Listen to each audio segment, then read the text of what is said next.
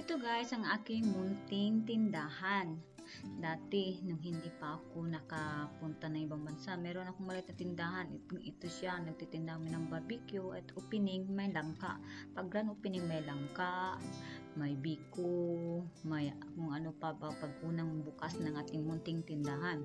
Hindi po amin ang lupa, kaya itong nagpaano lang, puro kahoy lang yung pinagawang materialis. Ayan, may panakbit, may pansit bihon, may biko dahil pang palagkit sa customer para sila bumalik-balik. Tapos yan, yung chicken feet, at yung dugo ng manok, ulo ng manok, tinayin ng manok.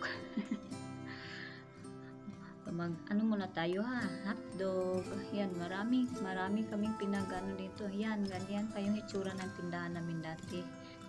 Ganyan lang siya kaliit ano ko, kaagapay ko yung sister-in-law ko niyan sa pagtitinda. Para sa kanya talaga yan kasi may dalawa siyang anak. So, sa ako ay alalay lang. At yan, nang nanganak siya, ako nang nagbabantay-bantay nito. So, ako talaga naman ang nag-start. So, yun. Ito yung electric pan na pang paapoy ng aking barbecue para mas mabilis. So, meron na kaming nag-start na dito pa kunti-kunti. Ganyan yung lamisa namin. Sa tabi talaga siya ng kalsada pa ganyan-ganyan. So, ano lang.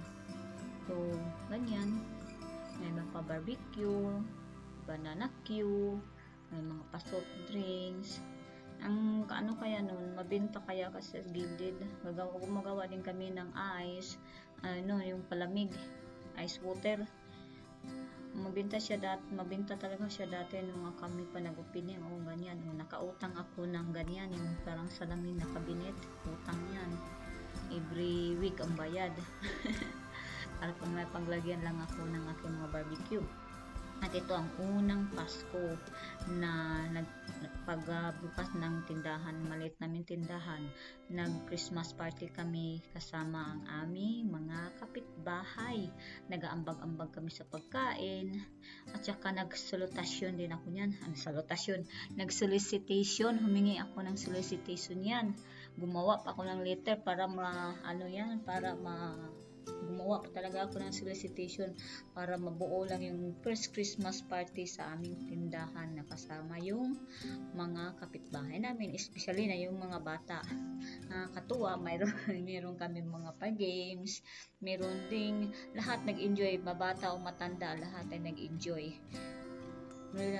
Ang sarap nga ng ang gandang isipin dati kasi ang saya-saya niya para hindi naman talaga, walang forever na ganito, walang forever na sayahin, pero nandun pa rin naman yung positive vibes.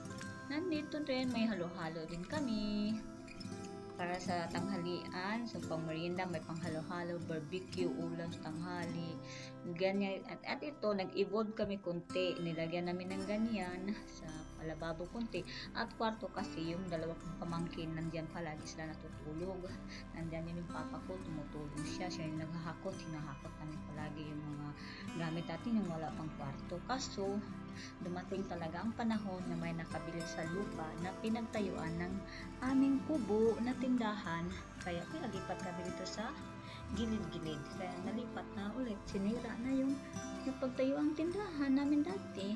Kaya